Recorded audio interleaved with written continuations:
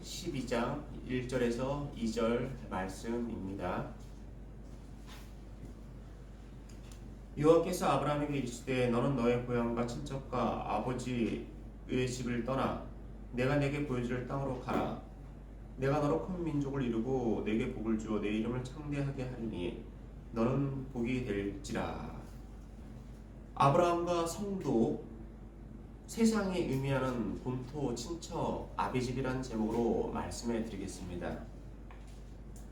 새로운 것을 시작한다는 것은 두 가지의 감정을 가지게 됩니다. 첫째는 긍정적인 생각이고 둘째는 부정적인 생각입니다.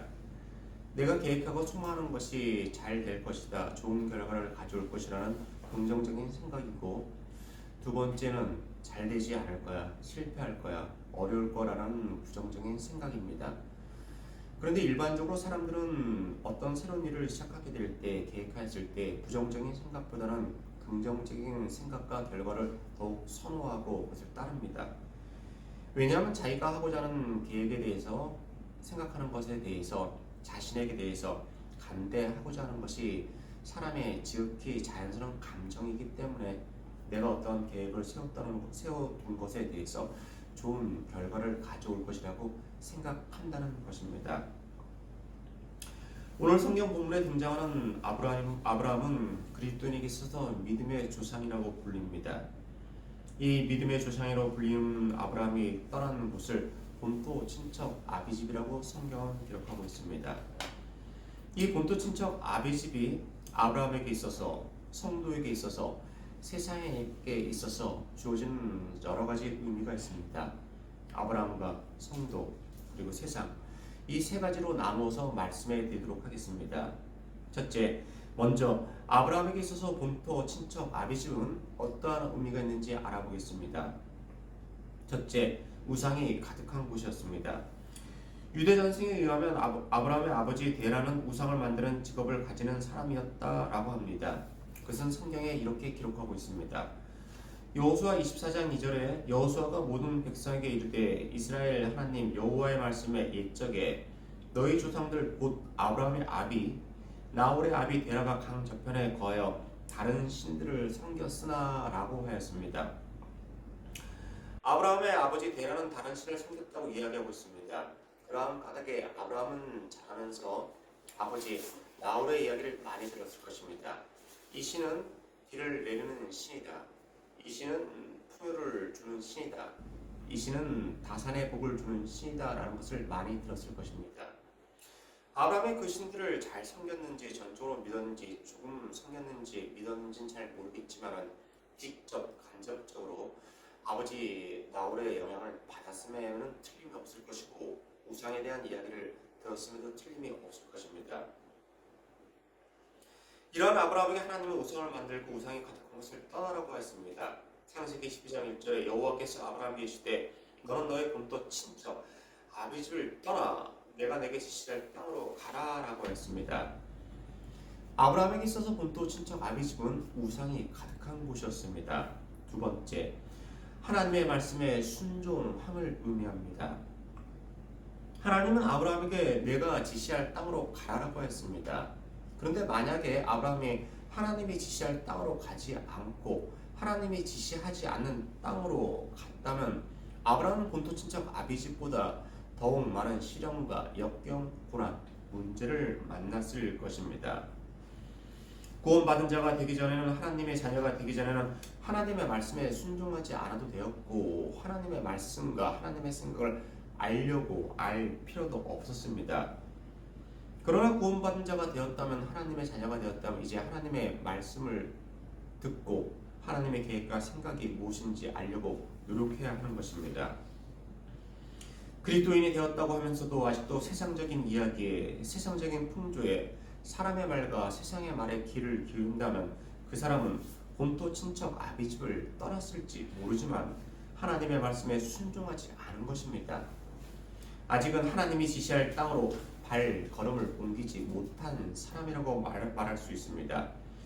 구원받은 백성이 되었다면 세상의 소리를 멀리하며 하나님의 말씀을 따라야 되는 것입니다. 마치 아브라함이 하나님의 말씀대로 지시할 땅으로 떠났듯이 말입니다. 다음으로 하나님의 말씀이 항상 앞서야 됨을 보여줍니다. 아브라함이 하나님의 말씀에 순종하여 본토 친척 아비집을 떠났다는 것은 앞으로 자기 앞에 어떤 일이 펼쳐질지는 모르지만은 떠나라고 지시한 분의 말씀에 전적으로 의지함을 보여줍니다. 기대되는 영화를 보았을 때 영화 예고편을 보면 어떤 결과가 이루어질 것이고 어떤 결과가 내용으로 전개될 것이라고 알 수 있겠지만은 아브라함에게는 지시할 땅으로 떠나라고 하나님이 말씀한 다음에 예고편 같은 것을 보여준 것이 아닙니다. 지시할 땅으로 가라라고만 하였습니다. 그 아브라함에게 있어가지고 사랑하는 독자 이삭이 생겼는데 이 사랑하는 독자 이삭은 그냥 생긴 것이 아니고 아브라함이 노년에 100세 때 얻은 아들입니다. 근데 100세 때 얻은 아들이지만은 아브라함과 그 안에 아들을 가질 조건이 되지 않은 상태에서 가진 아들이었습니다. 창세기 18장 11절 이하에 아브라함과 사라가 나이 많아 늙었고 사라의 경소는 끊어졌는지라 사라가 속으로 웃고 이르되 내가 노쇠하였고 내 주인도 늙었으니 내게 어찌 낙이 있으리요 내가 어찌 아기를 잉태하고 아기를 출산하겠느냐라고 이야기한 것입니다. 이런 불가능한 상태에서 얻은 아들이 이삭이었습니다. 이 아들 이삭을 어느 날 하나님은 아브라함을 시험하시라고 그를 부르시고 그 아들 이삭을 제물로 바쳐라라고 했습니다.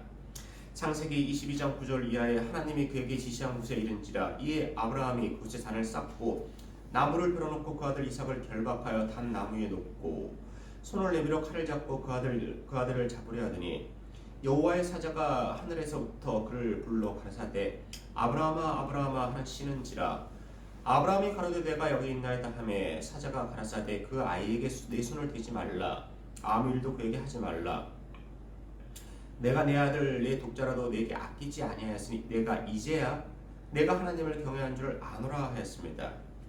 본토 친척 아비집을 떠나는 순간부터 그리고 자신의 독자 이삭을 바치라는 순간까지 하나님의 말씀에 순종하였다는 것은 아브라함이 아비집을 떠나는 순간부터 하나님의 말씀에 전적으로 순종하고 따랐다는 것을 보여줍니다. 즉 세상의 그 어떤 것보다도 독자 이삭이어도 하나님의 말씀보다 앞설 수 없다는 것을 보여주는 것입니다. 그런 독자 이삭이라는 본토 친척 아비집보다는 하나님의 말씀이 먼저다. 하나님의 말씀이 우선이다. 라는 것을 알았고 행해야 했다는 것입니다. 그런 그에게 하나님은 축복해 주셨습니다. 창세기 22장 16절에 가라사대 여호와께서 이르시기를 내가 나를 가리켜 맹세하노니 내가 이같이 행하여 내 아들 내 독자를 아끼지 아니하였은즉 내가 내게 큰 복을 주고 내 씨로 크게 성하여 하늘의 별과 같고 바닷가의 모래와 같게 하리니 내 씨가 그 대적의 문을 얻으리라. 또 내 씨로 말미암아 천하 만민이 복을 얻으리니 이는 내가 나의 말을 준행하였음이라 하셨다 하였습니다. 아브라함은 육신의 본토 친척 아비집을 떠났을 뿐 아니라 세상에서 가장 사랑하는 독자 이삭을 바치라는 하나님의 말씀을 앞서서 실천한 것입니다. 세상에서 만나는 또 다른 본토 친척 아비집이 많이 있지만 그 세상에서 만나는 본토 친척 아비집보다 아브라함은 항상 하나님의 말씀이 우선이었다는 것입니다. 이제 성도에게 있어서 본토 친척 아비집이 무엇인지 알아보겠습니다. 첫째, 세상적인 것을 가까이 하는 것입니다. 성도가 된 사람이거나 되지 못한 사람, 구원받은 사람, 구원받지 못한 사람의 공통점은 육신의 몸을 가지고 세상을 사랑하는 것입니다. 육신의 몸을 가지고 세상을 사랑하는 데 있어서 재물이 많고 건강하고 또 부유하다면 사랑하는 데 좀 더 여유롭고 좀 평안하게 살아갈 수 있습니다. 구원받은 자와 구원받지 못한 자에게 이러한 것들이 풍족하고 넘치는 것은 좋은 것이고 그러한 것을 추구하며 산다는 것은 삶을 더욱 보람있게 만들어주는 요소임에는 틀림이 없습니다.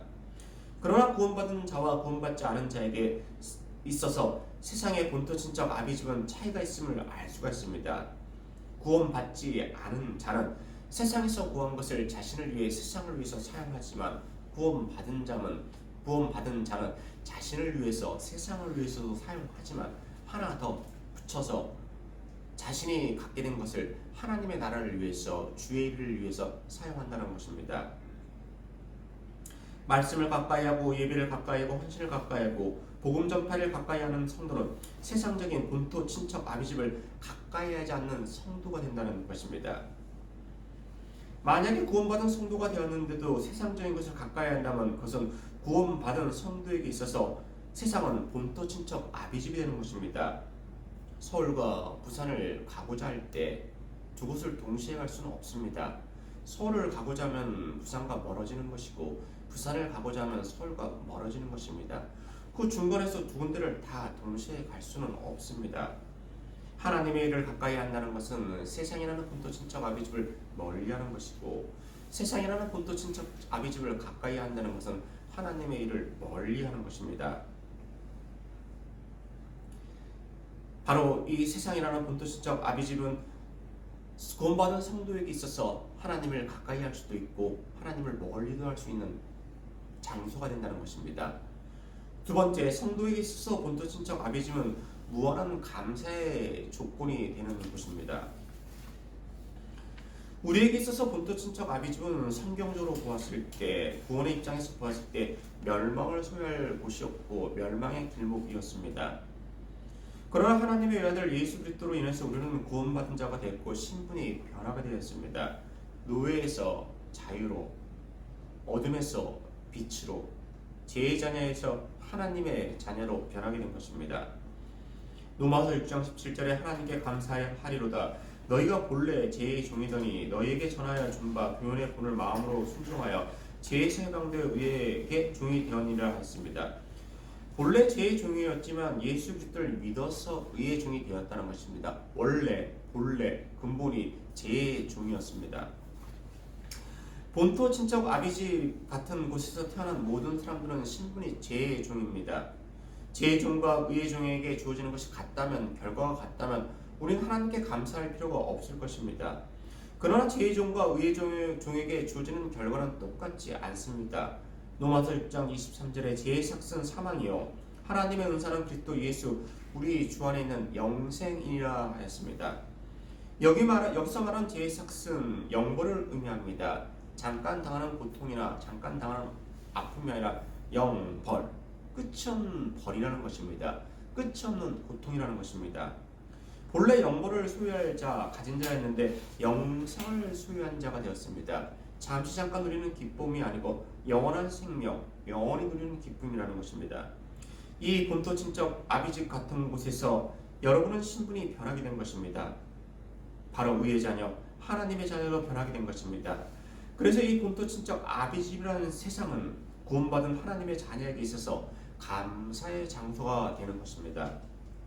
셋째, 축복의 방주를 만드는 곳이 됩니다. 하나님의 말씀을 순종하고 준행하는 것이 세상 사람의 입장에서 보면 무지하고 보잘것없는 것처럼 보입니다. 5일 동안 때로는 6일 동안 세상에서 일을 하였는데 일주일 중에 나에게 주어진 하루나 이틀이라는 시간을 쉬고 나의 취미를 위해서 또한 나의 가족을 위해서 내가 하고 싶은 것을 위해서 시간을 보내야지 하루를 또는 이틀을 교회에 가서 헌신하고 봉사하고 예배하고 더군다나 거기다 시간을 들이고 물질을 들이면서 보낸다는 것은 무가치한 것이다 라고 이야기하는 사람이 있습니다. 그러나 절대로 무가치한 것이 아니고 아주 가치 있는 것이라는 것을 성경을 통해서 알 수 있습니다. 창조된 세상에 제약이 관영했을 때 넘쳤을 때 모든 사람이 먹고 마시며 즐겼지만 노아의 가족들과 그 자부들은 방주를 만들었습니다. 그것은 결과적으로 생명을 구원하고 인류의 지속을 가능하게 했습니다. 노아가 방주를 만들지 않았다면 구원을 소유하지 못했을 것이고 많은 동물들도 쏟아지는 빗줄기에 죽었을 것입니다. 노아는 하나님의 백성이었기에 하나님의 말씀에 순종하여 방주를 만들었고 가족과 동물들을 구원할 수 있었습니다. 하나님을 섬기고 하나님의 말씀에 순종하는 노아에게 방주를 만들어라 라고 하나님이 이야기한 것이지 하나님을 믿지 않고 하나님을 따르지 않고 하나님의 말씀을 순종하지 않는 사람에게 방주를 만들어라 라고 한 것이 아닙니다. 오늘도 하나님의 자녀가 된 사람들에게 하나님께서는 각자에게 구원받은 백성 하나님의 자녀에게 방주를 만들라고 말씀하십니다. 헌신을 통해서 방주의 창을 만들어라. 너가 가진 물질을 하나님의 나라를 위해서 드리면서 방주의 문을 만들어라. 여러 가지 헌신과 봉사를 통해서 예배를 통해서 찬양을 통해서 감사를 통해서 방주에 쓸 잣나무를 구해라 라고 말씀하고 있는 것입니다. 이렇게 만들어진 방주 안에 하나님이 주시는 축복을 싣고 이렇게 만들어진 방주 안에 아직 구원을 소유하지 못한 가족을 싣고 이렇게 만들어진 방주 안에 여러 가지 문제의 답을 얻을 수 있다는 것입니다. 그래서 세상에서 만나는 홍수처럼 쏟아지는 비처럼 다가오는 문제에 대해서 난관에 대해서 시련에 대해서 우리는 방주 안에 들어감으로 답을 얻을 수 있고 해결의 실마리를 얻을 수 있는 것입니다. 다음으로 세상에 있어서 본토 친척 아비집에 대해 말씀해 드리겠습니다. 이 세상은 첫째, 영부를 소유하는 통로가 될 것입니다. 마치 전기가 발전소에서 집에까지 오는 데 있어가지고 전선이 연결해 주듯이 이 세상은 예수를 믿지 않는다면 영부를 소유하는 통로가 된다는 것입니다.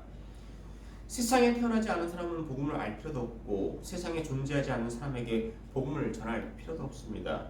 복음은 과거도 미래도 아닌 오직 현재라는 시간에 전해 주어야 되는 것입니다. 세상에 있는 모든 사람은 원죄라는 본토 친척 아비집에 있는 사람입니다. 이 원죄라는 본토 친척 아비집을 벗어나지 못한 사람은 영보를 소유하게 됩니다. 세상에 태어난 모든 사람은 다 죽기 때문에 태어난 사람은 당연히 죽게 되어 있구나 라고 생각합니다. 사람들이 죽고 장례를 치르고 여러 가지 일로 인해서 죽는 것을 보고 사람은 언젠간 죽는 것이나 라고 그냥 자연스럽게 받아들여진다는 것입니다. 나이가 들어서 죽거나 어떤 불행한 사고로 죽거나 아는 불치의 병에 걸려서 죽거나 사람은 죽는구나 라고 그냥 받아들이게 되는 것입니다. 어려서부터 노인의 시기가 되기까지 그것을 계속해서 보아왔기 때문에 아주 자연스럽게 받아들여지는 것입니다. 그러나 성경은 왜 죽게 되었는가? 왜 사람은 죽게 되었을까? 왜 죽음이라는 것이 모든 사람에게 찾아왔는가? 라는 답을 성경은 주고 있습니다. 창세기 2장 16절에 여호와 하나님이 그 사람에게 명하여 가라사대 동산 각종 나무의 실과는 내가 임의로 먹되 선악을 알게 하는 나무의 실과는 먹지 말라. 내가 먹는 날에는 정령 죽으리라 했습니다. 즉 먹지 않는다면 죽지 않는다는 것을 의미하고 있다는 것입니다. 즉 하나님이 세상을 창조하셨을 때 인간을 창조하셨을 때 사람에게는 죽음이 없었다는 것을 말씀하고 있는 것입니다. 창세기 1장 27절에 하나님이 자기 형상 곧 하나님의 형상대로 사람을 창조하시되 남자와 여자를 창조하시고라고 했습니다. 하나님의 형상에는 죽음이 없는 것이었습니다. 그 하나님의 형상대로 사람을 창조했기 때문에 남자는 죽고 여자는 살고 여자는 죽고 남자는 살고가 아니라 둘 다 죽지 않는 형상으로 창조된 것이었습니다. 그러나 하나님의 말씀에 불순종하여 정령 죽으리라는 말씀이 이루어진 것입니다. 그러나 뱀의 계략에 빠져서 아담과 하와는 선악을 알게 하는 실과를 먹게 되었고 세상 모든 사람이 죽게 된 것입니다. 즉 모든 사람이 죽게 되었다는 것은 모든 사람에게 원죄가 유전되었다는 것을 보여줍니다. 뱀은 하와에게 선악과를 먹으라고 하면서 이렇게 이야기했습니다. 너희가 결코 죽지 않는다라고 이야기했습니다.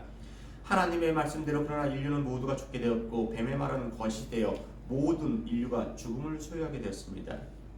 오늘날 바로 이 말씀이 이 일이 믿음 생활을 하는 성도들에게 거울과 경계가 되는 것입니다.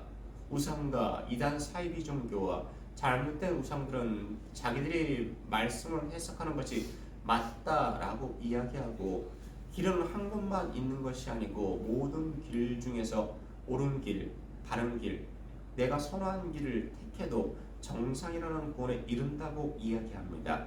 바로 뱀의 계략을 그대로 지금 이 시대에도 적용하는 것입니다.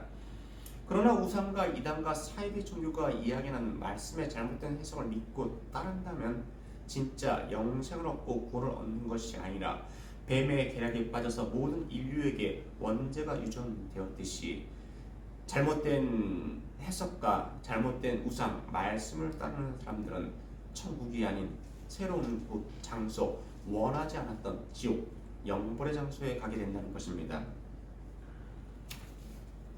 예수 그리스도를 믿는 이들은 의의 종이 되고 예수 그리스도를 그리스도에게 전하거나 우상을 쫓는 이들은 죄의 종이 된다는 것입니다. 세상에 태어난 사람 중에서 죽지 않은 사람은 원죄가 없는 사람입니다. 세상에 수십억, 수백억, 수천억, 셀 수 없는 많은 일과 태어나더라도 죽지 않는 사람이 있다면 그 사람에게는 원죄가 없다는 것을 자신할 수 있고 확신할 수 있는 것입니다. 그러나 모든 사람은 죽게 되었고 모든 사람에게 원죄가 유전되는 것입니다.